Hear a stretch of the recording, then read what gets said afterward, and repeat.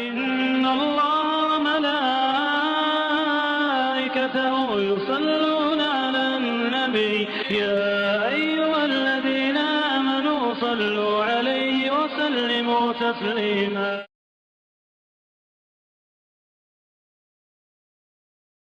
الحمد لله رب العالمين والصلاة والسلام على نبينا محمد خاتم الأنبياء وسيد المرسلين وعلى آله وصحبه أجمعين أما بعد رب اشرح لي صدري ويسر لي أمري واحلل عقدة من لساني يفقهوا قولي السلام علیکم ورحمۃ اللہ وبرکاتہ۔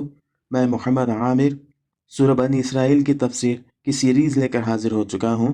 آج انشاءاللہ تعالی ہم آیت نمبر 2، 3 اور 4 کی تفسیر پڑھیں گے۔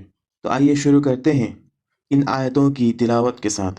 اعوذ باللہ من الشیطان الرجیم وآتينا موسى الكتاب وجعلناه هدى لبني إسرائيل ألا تتخذوا من دوني وكيلا ذرية من حملنا مع نوح إنه كان عبدا شكورا وقضينا إلى بني إسرائيل في الكتاب لتفسدن في الأرض مرتين ولتعلن علوا كبيرا وآتینا موسیٰ الکتاب، اور ہم نے اس سے پہلے موسیٰ کو کتاب دی تھی۔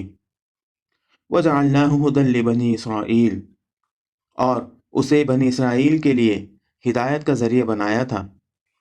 اللہ تتخذوا من دونی وکیلا، اس بات کی تاکید کے ساتھ کہ میرے سوا کسی کو اپنا وکیل نہ بنانا۔ اللہ رب العزت نے آیت نمبر 1 میں اسراء اور معراج کو مختصراً ذکر کیا، اور اس کے فوراً بعد اللہ رب العزت نے بنی اسرائیل کا ذکر شروع کیا ہے۔ آیت نمبر 1 اور آیت نمبر 2 کو دیکھا جائے ایسا لگتا ہے کہ یہ بے جوڑ ہے، ان میں کوئی تال میل نہیں ہے، مگر سورہ کے مدعا کو اگر اچھی طرح سمجھ لیا جائے تو اس کی مناسبت صاف سمجھ میں آ جاتی ہے۔ سورت کا اصل مدعا کفار مکہ کو متنبہ کرنا ہے، ان کو آگاہ کرنا ہے، انہیں اپنی غلطیوں کا احساس کرانا ہے۔ شروع میں معراج کا ذکر صرف اس لیے کیا گیا ہے کہ اللہ کے رسول علیہ الصلوۃ والسلام جن لوگوں سے باتیں کر رہے ہیں، جنہیں یہ بتا رہے ہیں، آگاہ کر رہے ہیں، انہیں یہ بتا دیا جائے کہ یہ باتیں تم سے وہ شخص کر رہا ہے جو ابھی ابھی اللہ کی عظیم الشان نشانیاں دیکھ کر آ رہا ہے۔ اب بنی اسرائیل کی تاریخ سے عبرت دلائی جاتی ہے کہ اللہ تعالیٰ کی طرف سے کتاب پانے والے جب اللہ کے مقابلے میں سر اٹھاتے ہیں تو دیکھو کہ پھر ان کو کیسی دردناک سزا دی جاتی ہے۔ اور بنی اسرائیل کے تعلق سے جو بات یہاں بتائی گئی ہے اور کفار مکہ کو جس بات سے آگاہ کیا جا رہا ہے وہ یہ ہے کہ بنی اسرائیل کو اللہ کے سوا کسی اور کو اپنا مددگار، اپنا وکیل، اپنا معبود نہ بنانے کے لیے کہا گیا تھا۔ ان کو آگاہ کیا گیا تھا کہ اللہ کے سوا کوئی وکیل نہیں ہے، اللہ کے سوا کوئی رب نہیں ہے، اور صرف اللہ کو وکیل ماننے کا مطلب یہ ہے کہ اللہ ہی کے اوپر اعتماد کیا جائے، اسی کے اوپر بھروسہ کیا جائے اور اسی کے سپرد اپنے معاملات کر دیے جائیں، اس کی طرف ہدایت اور اعتماد کے لیے رجوع کیا جائے۔ تو ان باتوں کے لیے صرف اور صرف اللہ کی طرف پلٹا جائے، اور اللہ کے سوا کسی اور کو ان باتوں میں سے کسی ایک بات کے لیے بھی یاد کیا جاتا ہے یا پکارا جاتا ہے تو ایسا کرنا سزا کا مستحق ہونا قرار پائے گا۔ ذریۃ من حملنا مع نوح، تم ان لوگوں کی اولاد ہو جنہیں ہم نے نوح کے ساتھ کشتی پر سوار کیا تھا۔ انہ کان عبدا شکورا، اور نوح ایک شکر گزار بندہ تھا۔ یہاں یہ بتانے کا مقصد یہ ہے کہ نوح علیہ السلام اور ان کے ساتھیوں کی اولاد ہونے کی حیثیت سے تمہارے شایان شان یہی ہے کہ تم صرف ایک اللہ ہی کو اپنا وکیل بناؤ، اپنا معبود بناؤ، کیونکہ جن کی تم اولاد ہو وہ اللہ ہی کو وکیل بنانے کی بدولت طوفان کی تباہی سے بچے تھے۔ یعنی کہ اگر نجات چاہیے، اللہ کے عذاب سے بچنا چاہتے ہو تو تمہارے لیے بھی یہ ضروری ہے کہ تم بھی انہی لوگوں کی طرح شکر گزار بن جاؤ، کیونکہ نوح علیہ السلام کے ساتھ جتنے لوگ تھے وہ سب کے سب نوح علیہ السلام کے تعلیمات پر عمل کرتے تھے۔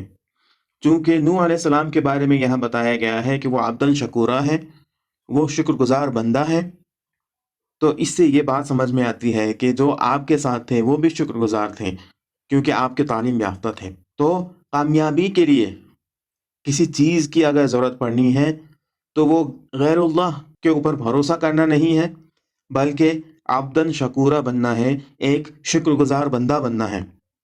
اس آیت میں دونوں باتیں بتا دی گئی ہیں، ایک یہ کہ اگر کامیاب ہونا چاہتے ہو تو عبدن شکورہ بنو، شکر گزار بندہ بنو۔ اگر تم شکر گزار بندہ نہیں بنو گے تو تمہارے لیے کامیابی نہیں ہے، پھر تمہیں اللہ کی طرف سے عذاب کا سامنا کرنا پڑے گا۔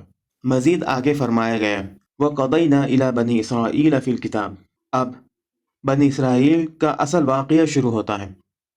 اب یہاں سے بات اصل بتائی جا رہی ہے، بنی اسرائیل کی جو مثال یہاں پیش کی جا رہی ہے اس کا اصل مدعا اب یہاں شروع ہوتا ہے۔ وَقَضَيْنَا إِلَى بَنِي إِسْرَائِيلَ فِي الْكِتَابِ، اور ہم نے کتاب میں بنی اسرائیل کو اس بات پر بھی متنبہ کیا تھا، اس بات کا علم انہیں دیا تھا لَتُفْسِدُنَّ فِي الْأَرْضِ مَرَّتَيْنِ، کہ تم 2 مرتبہ زمین میں فساد عظیم برپا کرو گے، وَلَتَعْلُنَّ عُلُوًّا كَبِيرًا، اور بڑی سرکشی دکھاؤ گے۔ دوسری آیت میں بھی کتاب کا ذکر ہوا تھا، جہاں موسیٰ علیہ السلام کے ساتھ کتاب کا ذکر کیا گیا تھا، وہاں کتاب سے مراد تورات تھا، مگر اس آیت میں جو کتاب کہا گیا ہے اصل میں وہ ایک کتاب نہیں ہے، وہ جمع کی شکل میں استعمال ہوا ہے، کیونکہ اس لفظ کتاب کو سعید بن جبیر اور ابو العالیہ نے جمع کے ساتھ یعنی کہ الکتب پڑھا ہے، اور کبھی کبھی سنگولر کے لیے جو لفظ استعمال ہوتا ہے اس کا معنی جمع ہوتا ہے۔ تو اس سے یہ بات سمجھ میں آتی ہے کہ صرف تورات ہی نہیں، بنی اسرائیل کی ہدایت کے لیے جتنی بھی کتابیں اللہ رب العزت نے اتاری انہیں دی، ان تمام کتابوں میں اس بات کا ذکر تھا کہ وہ لوگ 2 مرتبہ دنیا میں بڑا فساد کریں گے۔ اتنا ہی نہیں، وَلَتَعْلُنَّ عُلُوًّا كَبِيرًا بھی کہا گیا ہے، یعنی کہ وہ لوگ بہت ہی زیادہ تکبر کریں گے۔ علواً کبیرہ سے مراد تکبر کرنا، بغاوت کرنا، سرکشی کرنا، رعونت، غلبہ اور عداوت و دشمنی ہے، یعنی کہ وہ ہر وہ کام جس سے انہیں روکا گیا تھا وہ سب کریں گے، جن باتوں کی ہدایت دی گئی تھی وہ کچھ نہیں کریں گے، اور جو نہ کرنے کے لیے کہا گیا تھا وہی کریں گے، اور ایسا کر کے وہ اللہ کے غضب کو اور اللہ کے غصے کو اپنے لیے حلال کریں گے۔ اتنا پڑھنے کے بعد یہاں اندازہ ہوتا ہے کہ اللہ تعالیٰ کا مدعا کیا ہے۔ اللہ قرآن میں بنی اسرائیل کا ذکر کر کے کفار مکہ کو اور ایمان والوں کو کیا میسج دے رہا ہے۔ ان 3 آیتوں کو پڑھنے کے بعد اس بات کا اندازہ لگایا جا سکتا ہے کہ اللہ تعالیٰ جن باتوں سے ہمیں آگاہ کر رہا ہے وہ کتنی سنجیدہ باتیں ہیں، اور ان چیزوں سے، ان باتوں سے اگر ہم خود کو نہ بچائیں تو ہمارا انجام بھی بنی اسرائیل کے لوگوں کی طرح ہی ہوگا۔ اگرچہ یہ کفار مکہ کے لیے وارننگ ہے، مگر یہ ہمارے لیے بھی وارننگ ہے، کیونکہ اگر ہم بھی یہی روش اختیار کریں، انہی عادتوں کو اپنائیں، تو ہمارا انجام بھی انہی لوگوں کے ساتھ ہوگا۔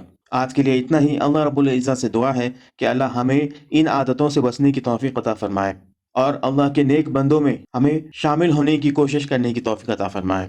آمین۔ وآخر دعوانا ان الحمد للہ رب العالمین۔ السلام علیکم ورحمۃ اللہ وبرکاتہ۔